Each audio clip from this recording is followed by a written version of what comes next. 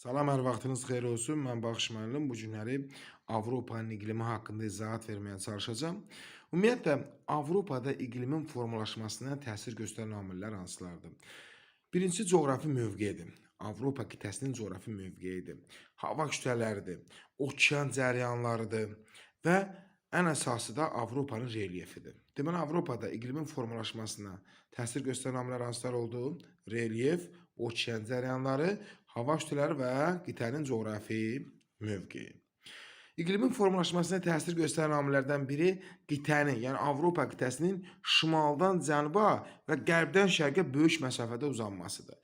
Şimaldan cənuba qitənin böyük məsafədə uzanması cənubun günəşdən daha çox istilik almasına səbəb olur. Çünki cənub hissəsi günəşin zenitdə olduğu enliklərə daha yaxın olduğu üçün cənub daha çox istilik alır. Şimala doğru getdikcə deməli günəşdən alınan istiliyin miqdarı azalır və kontinentallıq artır. Eyni zamanda qərbdən şərqə doğru da böyük məsafədə uzandığı üçün qərb hissə Atlantik okeanından gələn rütubətli hava kütlələrinin, dəniz hava kütlələrinin təsiri altında olur, daha çox rütubət alır.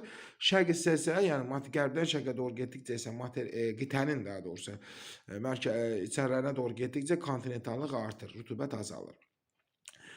Əvvəla Avropanın iqliminin formalaşmasına təsir göstərən amillərdən ən başlıca amillərdən biri deməli okean cəryanlarıdır.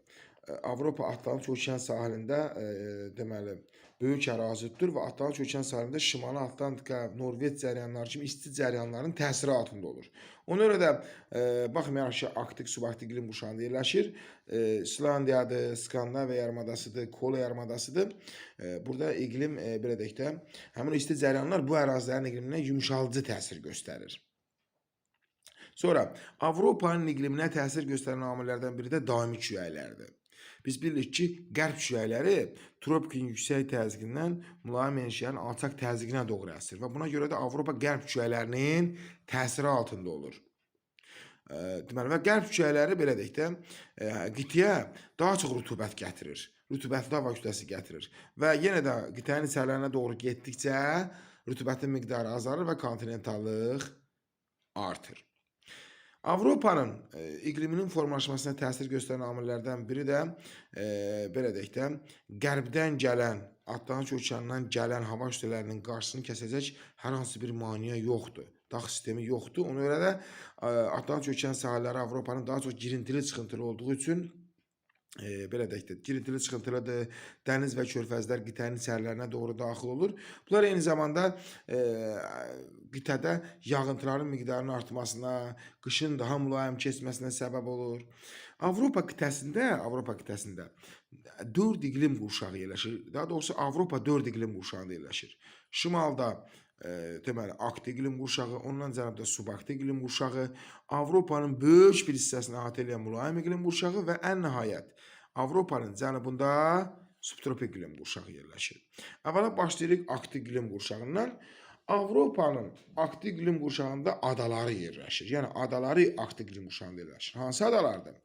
Spitsbergen adasıdır, Frans Yosif torpağıdır, sonra Novaya Zemlya adasıdır. Bu ərazilər Avropanın Arktik iqlim qurşağında yerləşən ərazilərdir. Arktik iqlim qurşağında ümumiyyətlə 2 iqlim tipi formalaşır. Arktik dəniz və Arktik kontinental. Asiya üzərində Arktik iqlim qurşağının Arktik kontinentalı formalaşır. Amma Avropa üzərində, mövzumuz Avropadırsa, Avropa üzərində Arktik dəniz hava kütlələri hökm sürür. Arktik dəniz iqlim tipi. Çünki isti cəryanlar bura təsir göstərir. Hətta Barents dənizini də donmağa qoymurlar. İsti cəryanların təsiri nəticəsində burada qış belə deyək də, nisbətən rütubətli keçir. İsti cəryanların təsiri nəticəsində dedik ki, nisbətən rütubətli keçir. Arktik iqlim qurşağında yağıntının miqdarı bilirik ki, yüksək təzyiq enən hava kütlələri hakim olduğu üçün azı 200-300 mm civarında yağıntı düşür. Yağıntıların da çox hissəsi belə deyək də bərk formada, qar formasında düşür. Çünki ilin böyük bir hissəsi Arktik iqlim qurşağında temperatur mənfi keçir, 0 dərəcədən aşağı olur. Yalnız yay aylarında qismən 0 dərəcədən yuxarı temperatur qeydə alınır. Bu belə. Sonra keçirik Arktik iqlim qurşağından cənubda subarktik iqlim qurşağı.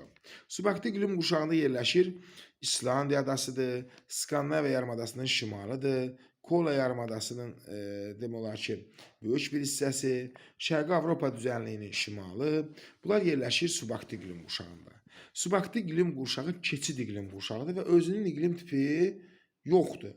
Öz daxilində iqlim tipi formalaşmır. Ona görə aktiv və mülayim hava kütlələri burada hakim olur. Necə hakim olur?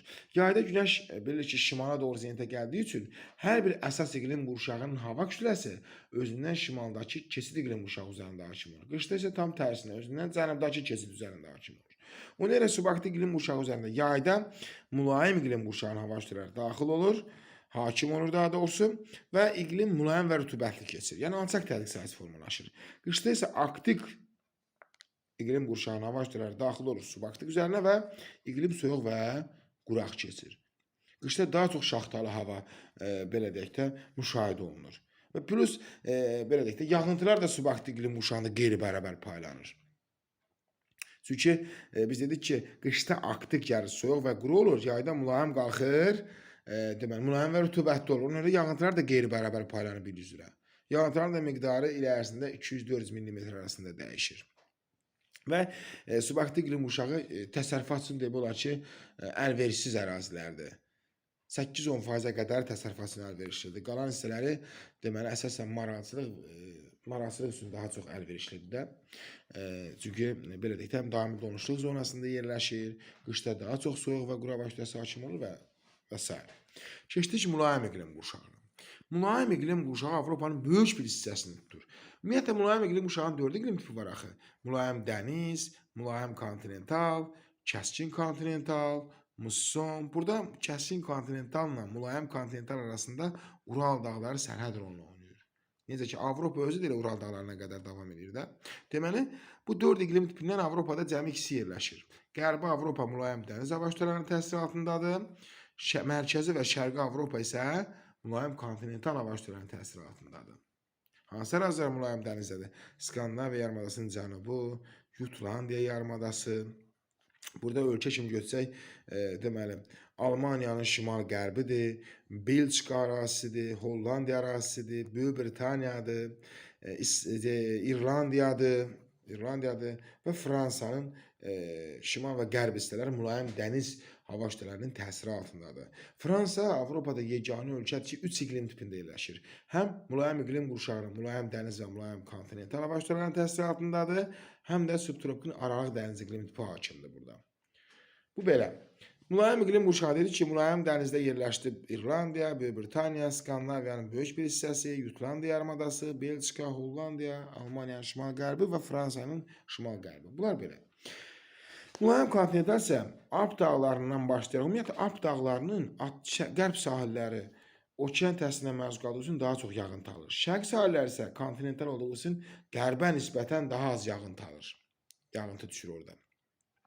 Deməli, mərkəzi Avropadır, Şərqi Avropadır, Şərqi Avropa düzənliyidir. Bunlar yerləşir mülayim kontinental iqlim tipinin təsiri altında. Qış belə deyək, qarlı və şaxtalı, yay isə quraq keçir. Mülayim dənizdə isə yayda, qışda mülayim keçir. Yəni, belə deyək, mülayim yay və mülayim qış hökm sürür mülayim dəniz iqlim tipində. Sonra subtropik iqlim qurşağına gəldik. Avropanın cənubu subtropik iqlim qurşağında yerləşir. Subtropik iqlim qurşağında Avropanın hansı ərazilər yerləşir? Pireneya yarımadasıdır, Apennindir, Balkan yarımadasıdır. Bunlar belə deyək, subtropik iqlim qurşağında yerləşir. Subtropik iqlim qurşağının 3 iqlim tipi var Avrasiyada ümumiyyətlə. Aralıq dəniz iqlim tipidir, kontinentaldır və mussondur. Kontinental və musson Asiyada hökm sürür. Avropada isə subtropik iqlim qurşağının aralıq dəniz iqlim tipi hakim olur. Bu da keçid iqlim qurşağıdır. Deməli, yayda tropik hava kütlələrinin təsirindən məruz qaldığı üçün isti və quru iqlim hökm sürür. Qışda isə mülayim hava kütlələri hakim olduğu üçün mülayim və rütubətli iqlimə belə deyək də malik olur. Alp dağlardır, Pireneyadır. Bunlar dedik ki, qərb külələrinin təsiri altında olduğu üçün həm də okeandan gələn rütubətli hava kütlələrinin təsirində daha çox rütubət alır.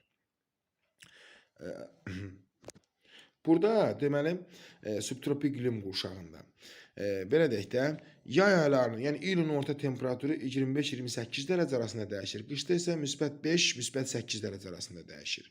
və yay quraq keçdiyi üçün burada suvarma əkinçiliyi inkişaf edib. Təsərrüfatın daha əlverişlidir. Həm də diqqət eləsək, Alp dağları belə deyək də qar xəttindən yuxarıda yerləşdiyi üçün burada xizəkçilik, xüsusən də dağ turizmi inkişaf edib. Bundan da ən çox İsveçrə və Avstriya faydalanır.